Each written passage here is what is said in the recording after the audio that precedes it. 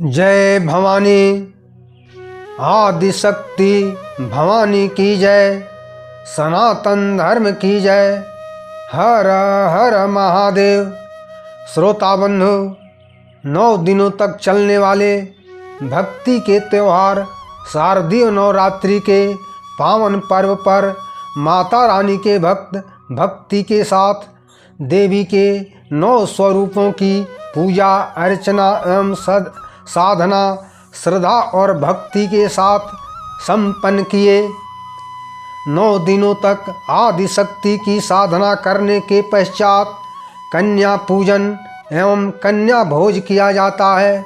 मान्यता है कि कन्या पूजन तथा कन्या भोज श्रद्धा के साथ करने पर माता रानी की संपूर्ण कृपा प्राप्त हो जाती है, संपूर्ण पूजा पूरी हो जाती है और माता रानी का आशीर्वाद प्राप्त होता है। जय माता जी। श्रोता बंधु, मैं पंडित गोपाल जी तिवारी सत्य सनातन ज्ञान संगम चैनल पर 9 देवियों के चरणों में नमन करते हुए चैनल पर सभी श्रोता बंधुओं का स्वागत करता हूँ। चैनल पर कन्या पूजन तथा कन्या भोज की कथा लेकर आया हूँ। जय माता रानी। श्रोताओं, 9 दिनों के त्यौहार में कन्या पूजन का बहुत महत्व होता है। 9 कन्याओं को 9 देवियों के प्रतीक के रूप में पूजन किया जाता है। माता के भक्त अष्टमी या नवमी के दिन कन्याओं का पूजन करते हैं और अपने सामर्थ्य के अनुसार कन्याओं को भोजन कराने के पश्चात उपहार भी दिया जाता है। इस प्रकार भक्तों को माँ दुर्गा का आशीर्वाद प्राप्त होता है। कन्या पूजन एवं कन्या भोज से सभी प्रकार के वास्तु दोष, विघ्न, बाधा, भय और शत्रुओं का नाश होता है। श्रोताओं, देवी पुराण की कथा के अनुसार ब्रह्मा जी के बताए अनुसार देवराज इंद्र ने माँ दुर्गा को प्रसन्न करने के लिए कन्या पूजन किया था। तत्पश्चात माँ दुर्गा ने राक्षसों का संहार करके देवराज इंद्र को स्वर्गलोक का राज्य वापस कराया था। श्रोताओं, सबसे पहले कन्या पूजन से एक दिन पहले अपने घर पर कन्या पूजन एवं भोजन के लिए कन्याओं को आमंत्रित करना चाहिए। कन्या पूजन के लिए इधर उधर से कन्याओं को पकड़कर लाना सही नहीं है। जब देवी स्वरूप कन्याएं आपके घर आएं, तब कन्याओं को स्वागत के साथ अपने घर के अंदर लेकर जाना चाहिए। इन कन्याओं को पवित्र आसन पर बैठाकर और पैर धोकर प्रणाम करें। आपके मन में भाव होना चाहिए कि 9 दुर्गा आपके घर में 9 कन्याओं के रूप में आई हैं।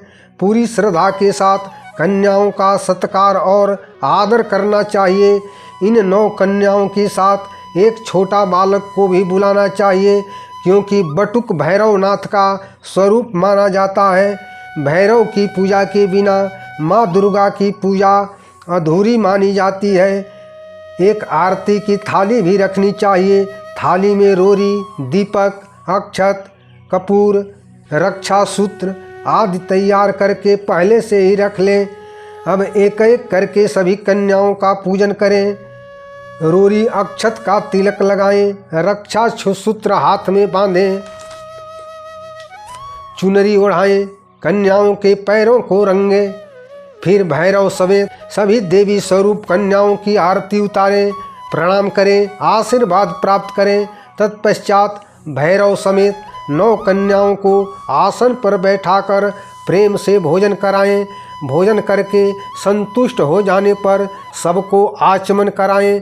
भोजन आचमन कराने के पश्चात भैरव समेत सभी कन्याओं को दक्षिणा समेत कोई न कोई उपहार अवश्य देना चाहिए।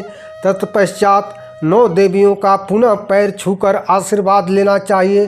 श्रोता बंधु, कन्या पूजन के लिए कन्याओं की आयु 2 वर्ष से ऊपर और 10 वर्ष से नीचे का होना चाहिए। कन्याओं की संख्या कम से कम 9 और साथ में एक भैरव को होना चाहिए। 2 वर्ष की कन्या के पूजन से दुख और दरिद्रता माँ दूर करती है। 3 वर्ष की कन्या त्रिमूर्ति के रूप में मानी जाती है। 3 वर्ष की कन्या पूजन से धन्य धान्य की कमी पूरी होती है और परिवार में सुख समृद्धि आती है। 4 वर्ष की कन्या को कल्याणी माना जाता है। इनकी पूजा से परिवार का कल्याण होता है। जबकि 5 वर्ष की कन्या रोहिणी कहलाती है और रोहिणी के पूजन से व्यक्ति रोग से मुक्त हो जाता है। 6 वर्ष की कन्या को कालिका रूप कहा जाता है। इनके पूजन से विद्या विजय और राजयोग की प्राप्ति होती है। 7 वर्ष की कन्या का रूप माँ चंडिका का होता है। इनके पूजन से ऐश्वर्य की प्राप्ति होती है। 8 वर्ष की कन्या शाकंभरी कही जाती है। इनका पूजन करने से वाद विवाद में विजय प्राप्त होती है। 9 वर्ष की कन्या दुर्गा का रूप मानी जाती है। इनका पूजन करने से शत्रुओं पर विजय प्राप्त होती है। 10 वर्ष की कन्या सुभद्रा कहलाती है। इनका पूजन करने से सभी प्रकार के मनोरथ पूर्ण होते हैं। श्रोताबंधु, नवरात्रि पूजन के पश्चात हवन तथा कन्या पूजन कन्या भोज कराने के पश्चात घर में झाड़ू पोछा नहीं करना चाहिए। जय माता रानी। श्रोताबंधु, कन्या पूजन कन्या भोज तथा उनको उपहार देने के बाद कन्याओं की विदाई करके माता रानी से आशीर्वाद प्राप्त करके लाइक करें, शेयर करें, कमेंट करें तथा चैनल को सब्सक्राइब जरूर करें। जय माता रानी। सनातन धर्म की जय। हर हर महादेव।